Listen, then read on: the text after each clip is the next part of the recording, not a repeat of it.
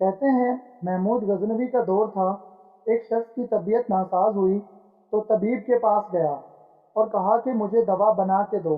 طبیب نے کہا کہ دوائی کے لیے جو چیزیں درکار ہیں سب ہیں سوائے شہد کے، تم اگر شہد کہیں سے لا دو تو میں دوا تیار کیے دیتا ہوں۔ اتفاق سے موسم شہد کا نہیں تھا۔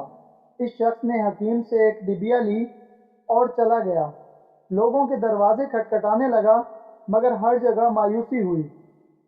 جب مسئلہ حل نہ ہوا تو وہ محمود غزنوی کے دربار میں حاضر ہوا۔ کہتے ہیں وہاں ایاز نے دروازہ کھولا اور دستک دینے والے کی رداد سنی۔ اس نے وہ چھوٹی سی ڈبیا دی اور کہا کہ مجھے اس میں شہد چاہیے۔ ایاز نے کہا آپ تشریف رکھیے، میں بادشاہ سے پوچھ کے بتاتا ہوں۔ ایاز وہ ڈبیا لے کر بادشاہ کے سامنے حاضر ہوا اور عرض کی کہ بادشاہ سلامت، ایک سائل کو شہد کی ضرورت ہے۔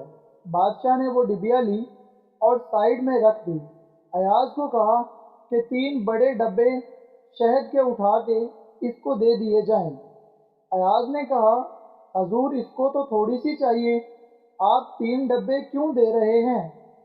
بادشاہ نے ایاز سے کہا وہ مزدور آدمی ہے، اس نے اپنی حیثیت کے مطابق مانگا ہے، ہم بادشاہ ہیں، ہم اپنی حیثیت کے مطابق دیں گے۔ مولانا رومی فرماتے ہیں آپ اللہ پاک سے اپنی حیثیت کے مطابق مانگیں، وہ اپنی شان کے مطابق عطا کرے گا، شرط یہ ہے کہ صحیح مانگے تو صحیح۔